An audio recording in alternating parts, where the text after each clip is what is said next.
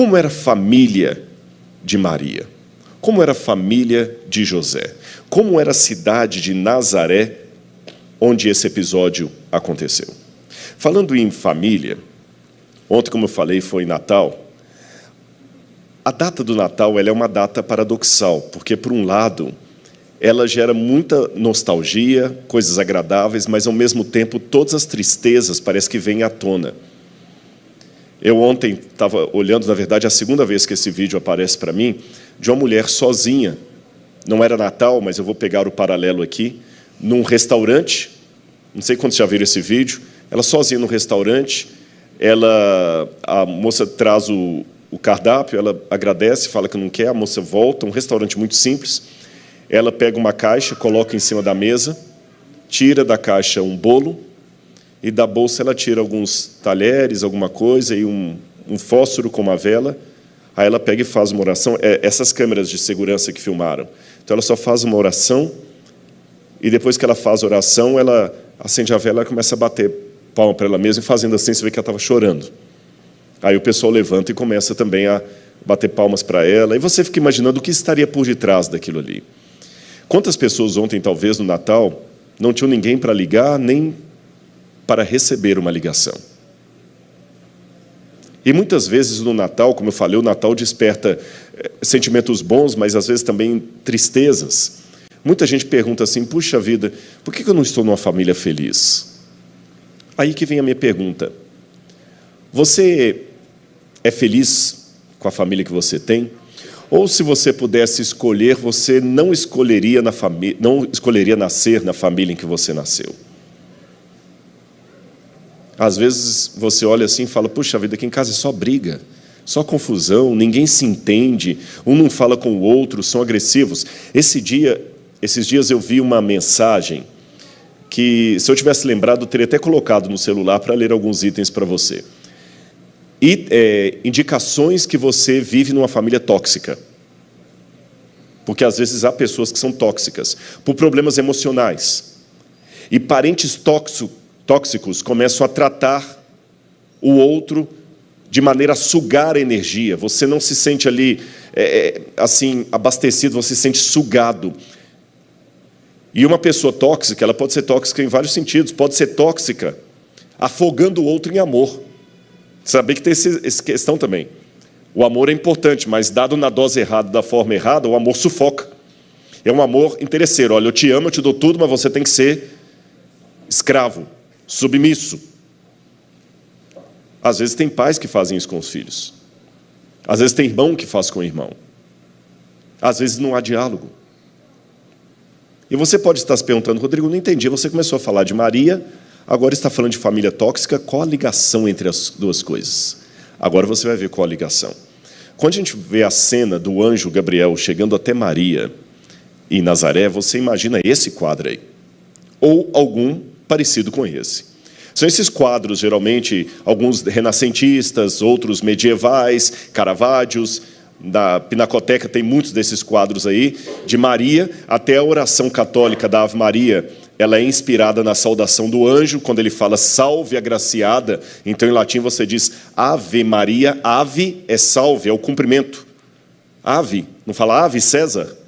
Ave Maria, salve agraciada. Olá, você que é cheia de graças. Aí transformaram Ave Maria cheia de graça. Só que eu lamento dizer para vocês, e se houver católicos conosco aqui, que a visão de Maria não era esta de uma menina loirinha, numa roupa de cetim, bonitinha como você está olhando. Sabe qual que é seria mais ou menos a verdadeira fisionomia de Maria? Mais ou menos parecida com essa menina aqui. Maria não era uma garotinha europeia, de rostinho rosado, e roupa de cetim, geralmente de cor vermelha e azul. A Maria que existiu mesmo era uma menina da Galileia, com a pele queimada pelo sol, que sofria como o povo judeu sofria na mão dos romanos. E Maria deveria ter mais ou menos 13 anos de idade. Porque de 12 até estourando 15 anos era a época em que uma menina se casava. Isso assusta muita gente.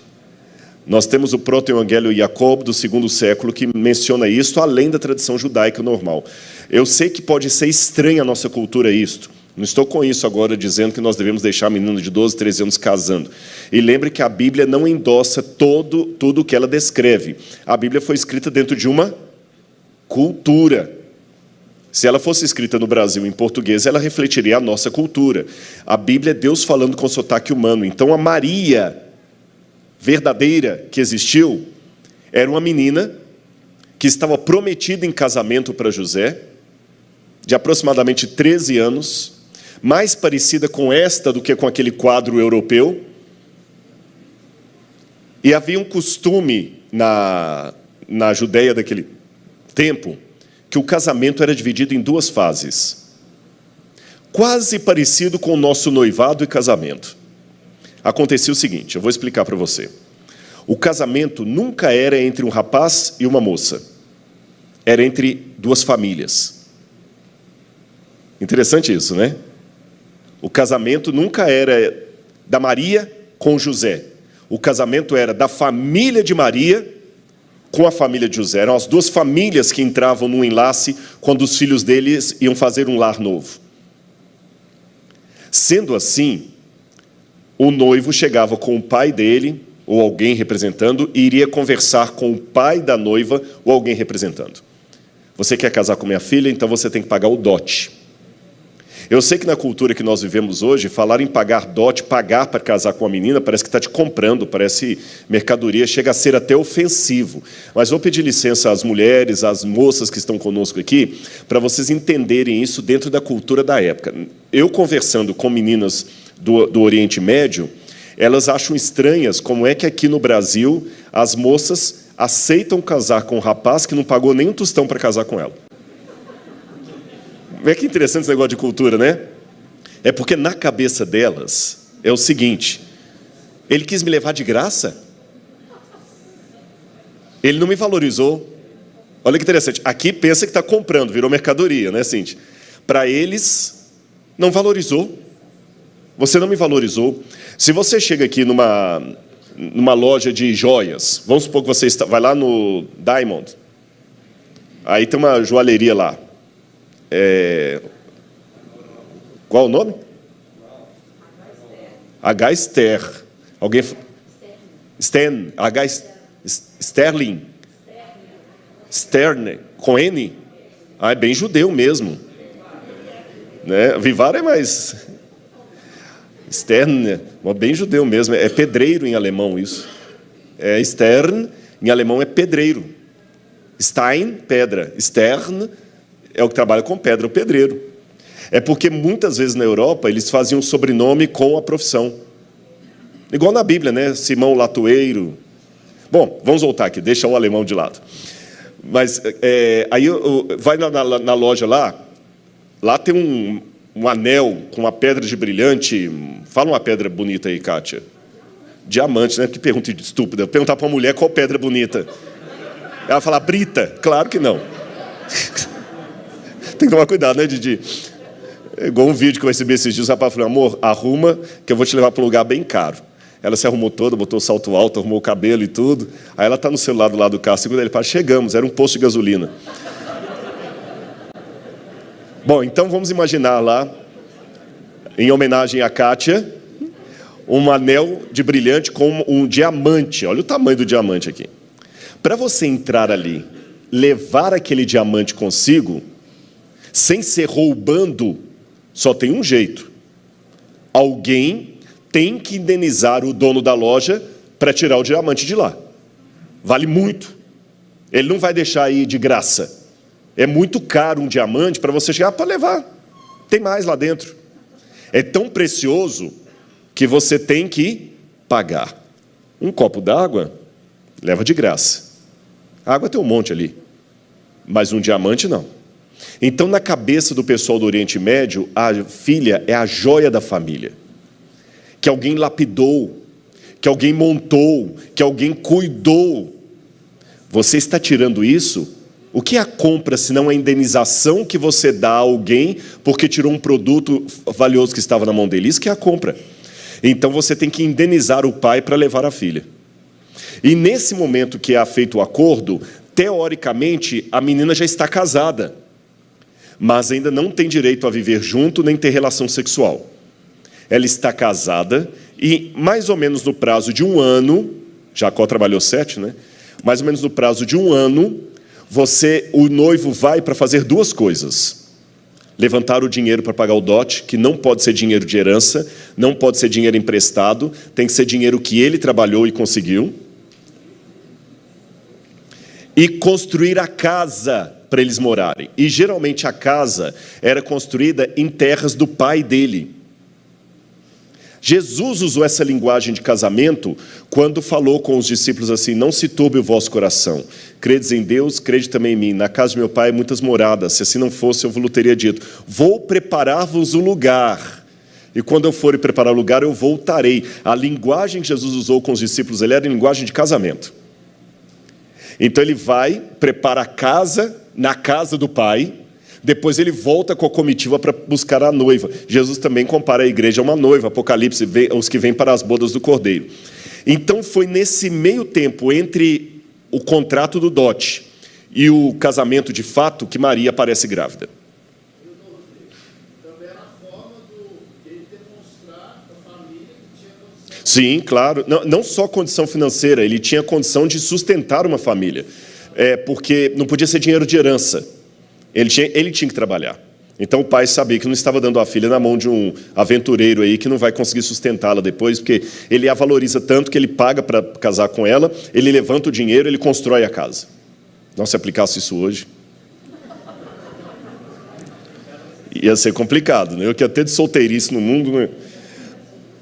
Mas vamos continuar. Os irmãos entenderam isso? Agora, eu contei o lado bonitinho. Agora vem o lado mais dramático. Havia um código de ética muito grande entre as famílias. Se nesse meio tempo a menina aparece grávida, é um vexame para a família dela, para os parentes dela, para os pais dela, para ela mesma, e o noivo tem o direito de cobrar a indenização, e se ele a denunciar, ela poderia ser apedrejada porque ela era uma adúltera. José estava montando a casa, talvez os dois morassem em Nazaré, e o anjo fala que ela está grávida. Nazaré, só para vocês terem uma noção, isso aí é a Nazaré moderna, tá bom? E aquela parte que está circulada de vermelho ali, onde está marcada até uma igreja, a igreja da Anunciação, aquela parte circulada de vermelho ali são os limites da antiga Nazaré da época de Jesus. Você praticamente não vê a Nazaré do tempo de Jesus, porque ela está debaixo de construções modernas. E era tão pequena a Nazaré do tempo de Jesus, que, estão vendo onde está escrito cemitério aqui embaixo?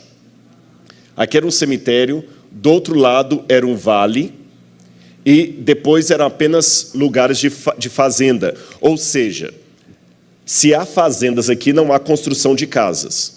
Se há um vale, também a cidade não vai continuar no vale. E se aqui tem um cemitério, também não vai ter cidade. Então a cidade só está dentro daquele perímetro ali, 900 metros de tamanho. Você sabe me dizer quantos membros tem a Igreja Central aqui?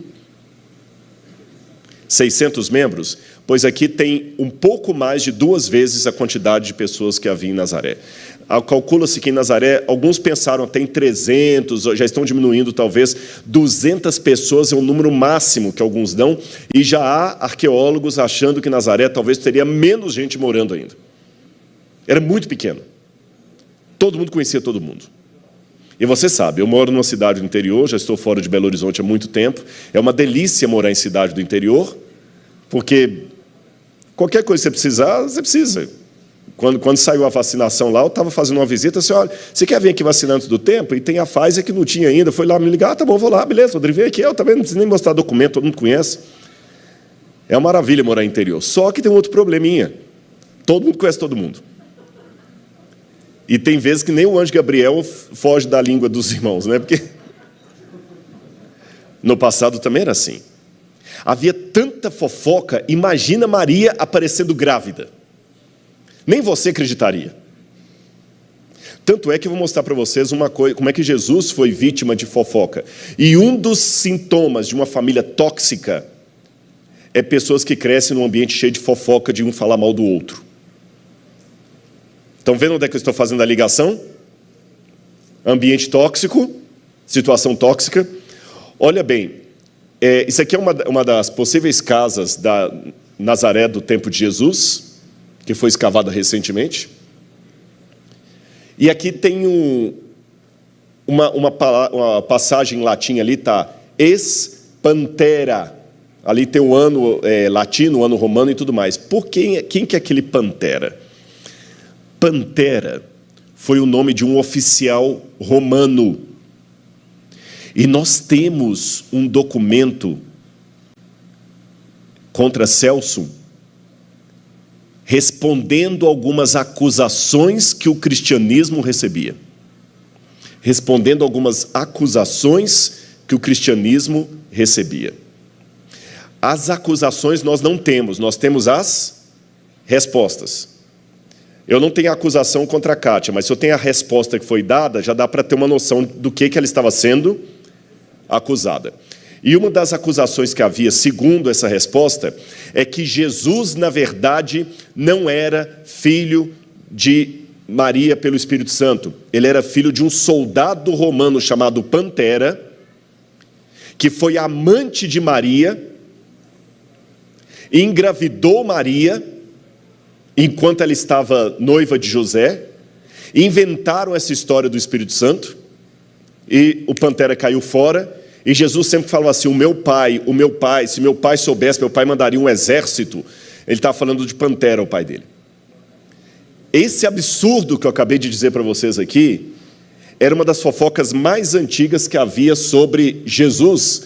Tanto é que tem uma passagem no Evangelho de João, acho que daqui a pouco eu vou mostrá-la, que os judeus, quando vão xingar Jesus, eles falam o seguinte, quem você pensa que é? Nós temos pai.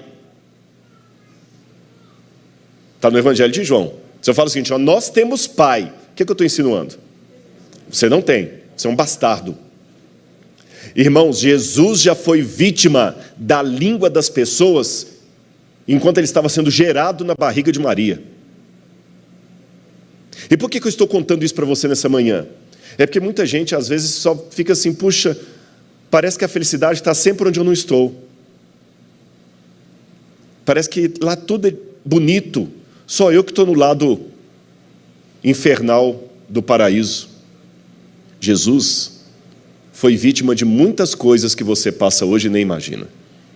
Imagina alguém duvidando da idoneidade da sua mãe e acreditando que sua mãe era uma adúltera. Imagina quanto tratamento psicológico você não deve fazer por causa disso. Aí eu entendo duas coisas. Letra A. A Bíblia fala, abram comigo aqui no Evangelho de Mateus. Evangelho de Mateus, capítulo 1, versículo 18, diz assim: o nascimento de Jesus foi assim. Maria, sua mãe, estava comprometida para casar com José, mas antes de se unirem, ela se achou grávida pelo Espírito Santo. José, com quem Maria estava para casar, sendo um homem justo e não querendo envergonhá-la em público, resolveu deixá-la sem que ninguém soubesse. Enquanto ele refletia sobre isso, eis que lhe apareceu em sonho o anjo do Senhor, dizendo: José, filho de Davi, não tema receber Maria como esposa, porque o que nela foi gerado é do Espírito Santo. Sabe por que José resolveu cair fora? Vocês sabem, dizem alguns, eu não sei até que ponto que isso procede ou não, que sem crime não há assassinato. Para você, se o corpo desaparece, como é que você vai provar que houve assassinato? É difícil mensurar isso juridicamente. Fazendo um paralelo com aquela época, se não há o marido para acusar, não há adultério. Vocês entenderam? O único que poderia acusar uma mulher de adultério era o próprio marido. Se o marido não está presente para levantar a acusação, aquela mulher adúltera de João capítulo 8, certamente o marido estava entre aqueles ali que prepararam a cilada para Jesus. Se o marido não está presente para fazer a acusação, então não há adultério. Então o que José fez? Ele sai de cena, pensa em sair de cena, para proteger, que aí ninguém vai poder apedrejá-la. E eles poderiam apedrejá-la. Então, pelo menos assim, ela vai ser humilhada, mas ela não vai ser morta. Bom, aí você entende por que Lucas, capítulo 1, versículo 40 e 56, diz a passagem que está lá. Naqueles dias, dispondo-se Maria, foi apressadamente à região montanhosa, a uma cidade de Judá, e entrou na casa de Zacarias e saudou Isabel. E Maria ficou com ela cerca de 3 meses, e depois voltou para sua casa. Raciocine comigo. Uma menina de 13 anos, casada no civil, com José, que estava preparando tudo ali, aparece grávida. Por que ela foi apressadamente para a casa de Isabel? O que vocês acham? A barriga começou a crescer. Uma forma de se poupar dos olhares, dos dizeres. Por isso que ela foi para a casa de Isabel. A gente imagina que ela foi visitar Isabel, a prima dela, como 2 comadres, né? Oi, comadre, vem aqui tomar um cafezinho. Ah, entra para cá. Repara não, é bagunça, não está esperando ninguém agora. Cachorro não morde, não, pode entrar. Não é assim? Não. Isabel acolheu Maria. E Isabel só reconheceu que realmente era verdade aquilo, porque quando Maria chegou, o menino de Isabel começou a pular na barriga e falou assim: agora eu sei que o que você está falando é verdade, o que está no seu ventre é do Espírito Santo mesmo, porque desde que você chegou, o menino não para de me saltar aqui na barriga. Isabel e Zacarias acreditaram e seguraram Maria ali 3 meses. Depois disso ela voltou. Voltou porque talvez José assumiu o casamento. Aí você sabe, vem o decreto de César, eles têm que sair de Nazaré e foram para qual cidade? Belém, porque o decreto exigia que cada um voltasse à sua residência, ao seu lugar de domicílio, para se recensear. Seria mais ou menos como se agora o governo quisesse ver os impostos aqui e falasse assim: ó, todo brasileiro tem que voltar para votar no lugar onde ele nasceu. Vamos supor que tivesse uma lei assim, levar a família consigo. Eu teria que voltar a Belo Horizonte. Então José veio, porque a família dele, os ancestrais, eram de Belém. E nós temos esse documento aqui que mostra, comprova aquilo que a Bíblia fala. Esse documento aqui, ele é do 2º século. Gaius Vibius Maximus, prefeito do Egito, afirma: realizado o censo por domicílio, é necessário avisar a todos os que, por qualquer motivo, se encontrem fora de seu domicílio, que voltem para os seus lares de origem, para que também possam cumprir a dispensa costumeira de inscrição e continuar firmemente na agricultura que lhes pertence. É o que está naquele papiro que vocês estão vendo ali. Agora, quando eles chegam em Belém, tem uma nota dissonante aqui no Evangelho de Lucas. Abram a Bíblia comigo em Lucas.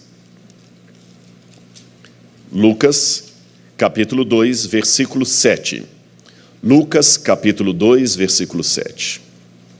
Então Maria deu à luz a seu filho primogênito, enfaixou o menino e o deitou numa manjedoura, porque não havia lugar para eles na hospedaria. Irmãos, isso aqui sempre me incomodou. Eu vou falar com vocês por quê. A primeira leitura que nós temos, baseada em muitos filmes que passam por aí, é de José chegando lá, batendo em tudo enquanto é estalagem, e vai no hotel, procura o Ibis.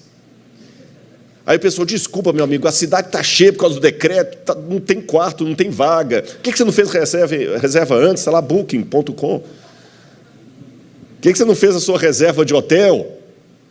Parece até um José despreparado. Como é que você vai para uma viagem sem fazer a reserva do hotel antes e fica batendo? É lógico. Primeiro, você é um insano.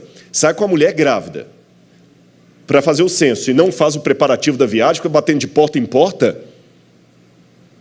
Não faz muito sentido isso.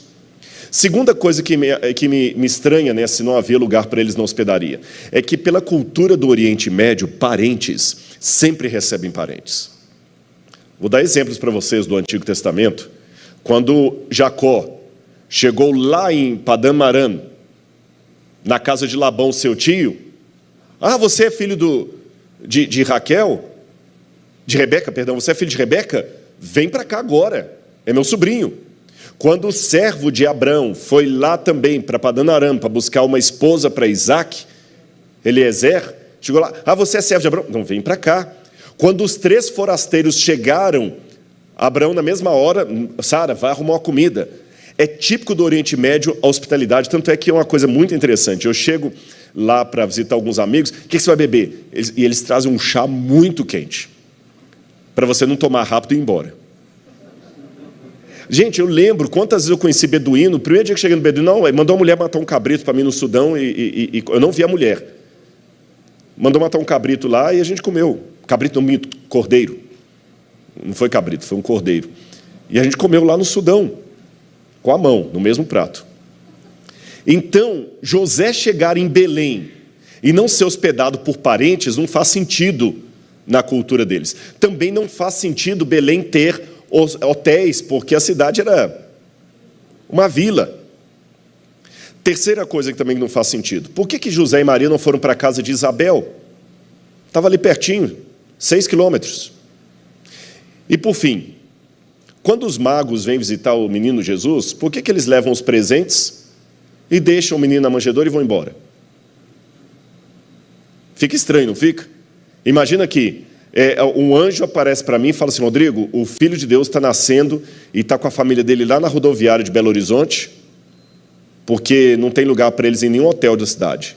Aí eu pego, junto com mais 2, junto com o Jonas aqui, o Paulinho, e a gente vai e leva lá, né? O Jonas leva um perfume Chanel, o Paulinho leva um iPhone, e eu levo incenso. Aí chega lá na rodoviária, se deixa o Chanel, o iPhone, e larga o menino na rodoviária e vem embora. Não faz sentido isso? Não está estranha essa história? Eu acho que eu vou estourar um pouquinho o tempo. Falta 5 minutinhos aqui. Eu posso estourar uns 10 minutos? Eu quero fechar isso aqui. Não, porque senão tem visita aqui, nunca mais pôr o pé na igreja. Eu vou lá que o pessoal não para de falar. Então vamos lá, pessoal. Vamos com calma. A primeira coisa que me chama a atenção é que a palavra que aparece para hospedaria aqui não é a mesma palavra que aparece para hospedaria na parábola do bom samaritano.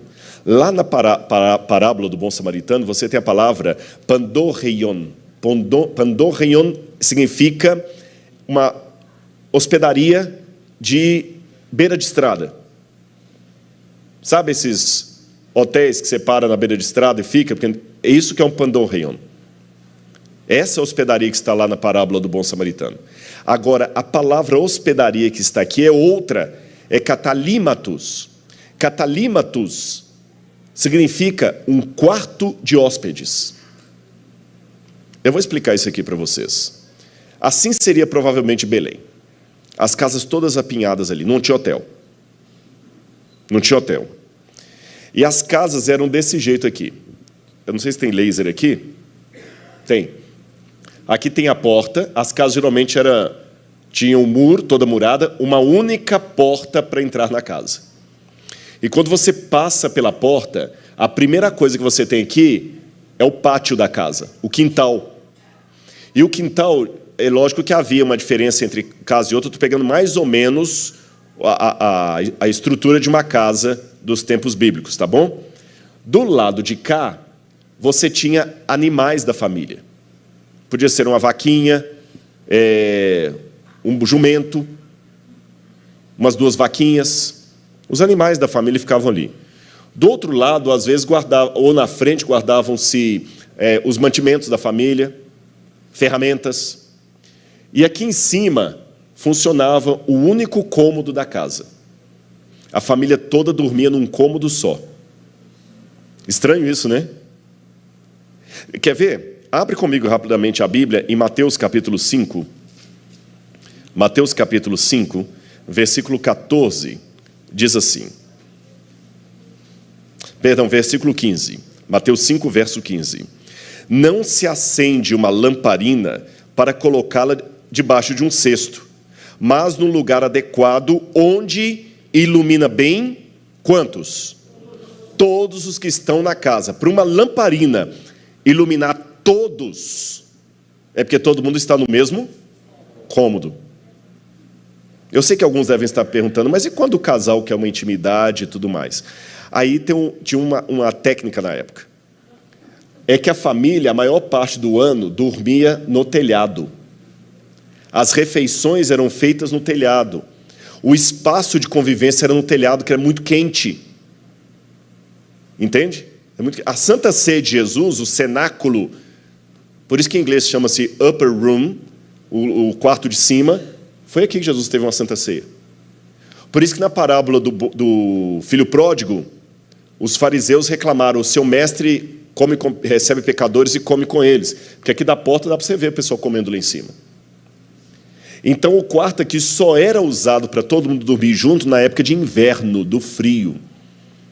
Então, tendo todo mundo dormindo ali em cima, quando o casal queria ter a sua intimidade, o quarto estava para eles. Agora, passando aqui de novo a planta baixa, você entrou aqui na casa, o lugar dos animais, tá bom? Aqui você podia colocar dispensas ou ferramentas aqui também, e na parte de cima funcionava o quarto da família, olha, tá bem? Ó, e uma escadinha que aqui em cima eles ficavam uma parte do tempo. Uma outra, para vocês verem aqui, ó, entrou o lugar dos animais. Então, aqui que ficava a manjedoura. Aqui que ficava o lugar dos animais. Jesus estava numa casa. Numa casa. Tanto é que o Evangelho de Mateus diz dos magos o seguinte, olha, abra comigo aqui em Mateus, capítulo 1. Mateus, capítulo 1. Mateus, capítulo 2. Mateus, capítulo 2, versículo 11. Falando dos magos. Entrando eles na casa, viram um menino com Maria, sua mãe. Tá bom? Entrando na casa.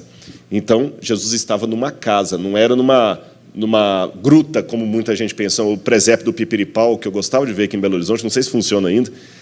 Lindo, mas errado. Porque mostra uma montanha, uma gruta. Não foi numa gruta que Jesus nasceu. Ficava numa casa. Aqui de novo, olha, tá vendo? Agora, só que algumas casas tinham uma coisa a mais. Aqui eu tenho uma escavação arqueológica de Navi Shmuel, em Israel. E Navi Shmuel, você tem aqui os restos de uma casa daquele tempo, ó, a entrada está aqui. Estão vendo aqui a entrada? É lógico que a parte da casa quebrou tudo, mas aqui teria um muro, aqui está a entrada, e olha o que você está vendo aqui, o que é isso? A manjedoura, mangiare em italiano, onde se come. Então era como se fosse um bercinho de pedra mesmo, que você coloca a água ou a comida para o animal. Então Maria deu à luz a Jesus num lugar assim. E por que a expressão não havia para eles lugar na hospedaria? Estão vendo uma escada aqui, ó? As casas eram... Aqui já era outra casa, de outra família. Aqui em cima estava o cômodo. É que muitas dessas casas, eu vou voltar aqui o slide, elas tinham um segundo cômodo, que é chamado de quarto do profeta.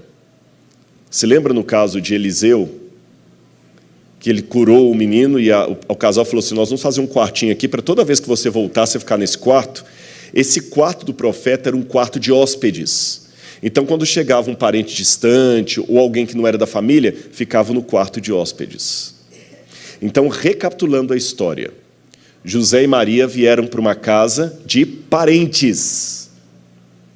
Maria não veio já dando à luz no meio do caminho, não. Maria não veio dando à luz no meio do caminho, porque, de acordo com a Bíblia, quando ela chegou em Belém, aí que aconteceu de completarem-se-lhe os dias. Isso está em Lucas, capítulo 2. Lucas, capítulo 2, versículo 6. Quando eles chegaram lá, diz assim na minha Bíblia: e aconteceu que, estando eles ali em Belém, chegou o tempo dela dar à luz a criança. Então, ela não chegou com contração de parto e a bolsa já estourando. Quando ela chegou em Belém, ainda deu tempo de completar o ciclo dos 9 meses. Agora, vamos pensar um pouquinho. Tirei aquele mito que José estava batendo de porta em porta. A família de José recebeu José e Maria. Recebeu José e Maria. E a casa tinha um quarto de hóspedes. Mas por que não havia lugar para eles no quarto de hóspedes? Eu fico imaginando aqui, eu posso dar 1000 explicações. Talvez não havia lugar para eles, porque tinha outra família lá. É possível? É, mas não me convence muito, porque tanto agora como no Oriente Médio, mulher grávida sempre tem a prioridade. Por que será? Talvez porque Maria não podia subir a escada para o quarto de hóspedes. Não faz sentido por 2 motivos. Primeiro, que Maria não chegou com a bolsa rompendo. Eu li no Evangelho que depois que eles estavam ali, que completou o dia dela. Ou seja, ela não chegou já com a bolsa estourando. Ela chegou como uma grávida normal e depois que já estavam instalados é que veio o trabalho de parto. Segundo, a Bíblia fala que eles deitaram o menino na manjedoura porque não havia lugar para eles na hospedaria, e não porque ela não podia estar na hospedaria. Esta nota dissonante do Evangelho me faz pensar o seguinte: pior do que não ser recebido é ser recebido com má vontade, preconceito e olhares. Sabe aquele negócio assim que você vai para a casa de um parente, ele te recebe. Você não pode reclamar que ele não te recebeu, ele te recebe. Mas quando você está lá, você nota que você vai abrir a geladeira para pegar uma água. Você está precisando de alguma coisa aí? Não, só queria pegar uma água. Ah, tá bom. Você escuta lá dentro pensando assim, olha, guarda aquele biscoito, eu não vou dar biscoito para eles, não. Você vai tomar o seu banho, vai demorar muito, é porque aqui em casa a gente está economizando. Você sente que você não está bem-vindo ali. Só que se você tem condições, você fala assim, obrigado, olha, eu vou para um hotel com minha família. Mas e quando você não tem como ir para o hotel com sua família porque não tem recursos? José foi obrigado a aguentar aquela humilhação porque ele não tinha. E mais, além de não ter para onde ir, quando... Travou aqui? Passa mais um aqui. Além de não ter para onde ir, quando os magos avisaram que Herodes estava para matar o menino, Jesus já tinha uns 2 aninhos, que diz que Herodes mandou matar os meninos de 2 anos para baixo. Então, peraí, se Jesus tinha 2 aninhos, quer dizer que José ficou 2 anos em Belém? O censo não dura tanto tempo assim. Tinha dado tempo de voltar. Por que ele continuou em Belém? Para proteger Maria das falas e dos olhares e do preconceito em Nazaré. Tentou arrumar emprego. Herodes vem perseguir. Eles têm que fugir para o Egito. Quando voltam para o Egito, têm medo de ir para Belém, porque imagina a família falou assim, por causa de vocês aqui, um monte de criança foi morta. Cai fora daqui. Porque vai que eles saibam que vocês estão aqui e vão voltar. Arquelao está no poder. Imagina, por sua culpa, meu filho foi morto. Porque Herodes mandou matar as crianças aqui por causa desse menino estranho aí que sua mulher estava carregando. E você mesmo caiu fora. Imagina? É o Natal visto de uma maneira muito diferente, né? Aí José não tem alternativa senão voltar para onde? Nazaré. Agora que ele volta para Nazaré, você imagina em que situação Jesus foi criado ali em Nazaré. E para piorar a história, a Bíblia fala dos irmãos e irmãs de Jesus. Jesus não deixou de amar a família dele, mas não era uma situação assim muito próxima. Olha o que diz Mateus capítulo 12, 46 em diante. Quem é minha mãe e meus irmãos? Perguntou ele. Estendendo a mão para os discípulos, disse, aqui estão minha mãe e meus irmãos, pois quem faz a vontade do meu Pai que está no céu, este é meu irmão, minha irmã e minha mãe. Não é que Jesus estava menosprezando Maria e seus irmãos, mas ele teve que descobrir que Deus pode lhe dar uma família maior do que a família do exame de sangue. E esses irmãos de Jesus, quem seriam? Bom, eram pelo menos 6, porque a Bíblia traz o nome dos 4 irmãos de Jesus. Um chamava-se Judas, que não é o Iscariotes. O outro se chamava José, o mesmo nome de José. O outro chamava-se Simão e o outro chamava-se Tiago. E fala das irmãs de Jesus, no plural. Então tinham que ser pelo menos 2. Quem seriam? Filhos de Maria? Não. Por quê? Maria, o primeiro filho que ela teve foi Jesus. Eles não podiam ser mais novos que Jesus, porque eles dão ordens em Jesus. Um irmão mais novo nunca dá ordem no mais velho, que o mais velho é o primogênito. Quando Jesus estava na cruz do Calvário, ele vira para João, discípulo amado, e fala assim: João, eis aí tua mãe. Mãe, eis aí teu filho. Ele pede João, o discípulo amado, para cuidar de Maria. Obviamente porque ela não tinha filho para fazer isso. E tem uma parte também no Evangelho de João, que os irmãos de Jesus, para intentar a morte dele, falam com ele assim: por que você não vai fazer seus milagres lá em Jerusalém? Vai ser melhor. Porque eles sabiam que lá Herodes estava procurando Jesus para matar. Já pensou nascer numa família assim? Já pensou quanta humilhação Maria passou, tendo aquele filho que todo mundo olhava atravessado? Você já imaginou que infância e juventude Jesus passou? Agora você entende porque quando Jesus volta para Nazaré e ele vai pregar na sinagoga, na primeira oportunidade, olha, eu estou voltando a Belo Horizonte e estou pregando na igreja que eu frequentei. Agora imagina Jesus voltando em Nazaré, vai à sinagoga e o pessoal, antes dele terminar o sermão, o tiram para fora e querem lançá-lo precipício abaixo. Agora, sabe o que eu descubro de tudo isso? Mais importante do que o que a vida fez com você é o que você fez com aquilo que a vida fez com você. O que você está fazendo com os seus traumas? Você está usando os seus traumas como motivo para todo mundo ter dó de você? Como motivo para justificar a sua vingança? Há muitas pessoas que, quando vão falar de racismo, segregação da mulher, ele não está buscando justiça social, ele está buscando vingança. É diferente. É diferente. É diferente quando eu quero justiça social e quando eu quero vingança daqueles que me ofenderam. Jesus nasceu num lar com muitos problemas. Foi um Natal feliz por um lado e triste por outro. Com inveja, parentes tóxicos, invalidando Jesus o tempo todo. E por que o pai deixou Jesus nascer numa situação daquela? Bom, a resposta que eu der aqui é a mesma para a sua pergunta: por que Deus deixou nascer num lar tão complicado? Você quer ser igual a Jesus na glória, mas não quer ser igual a Jesus no Calvário? Paulo falou isso. É um privilégio sofrer por Cristo e como Cristo. Embora em dimensão nós nunca sofreremos como Ele, porque Ele experimentou a morte por todos os homens. Mas se você está sofrendo, não seja masoquista, mas dê louvores a Deus que você está experimentando a dor do Cristo. E se você está experimentando a dor do Cristo, você também pode experimentar a graça do Cristo. E você poderá receber a justiça do Cristo. E você poderá imitar o exemplo do Cristo, amando a quem te persegue, orando por quem te odeia e colocando a Deus em primeiro lugar. Se você fizer isso, aí todos os dias será Natal.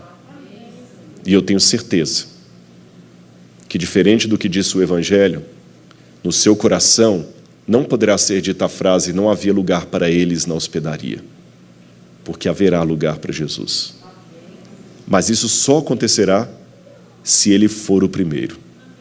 Se Ele não for o primeiro em seu coração, já nada mais adianta. Tudo não passa de ilusão.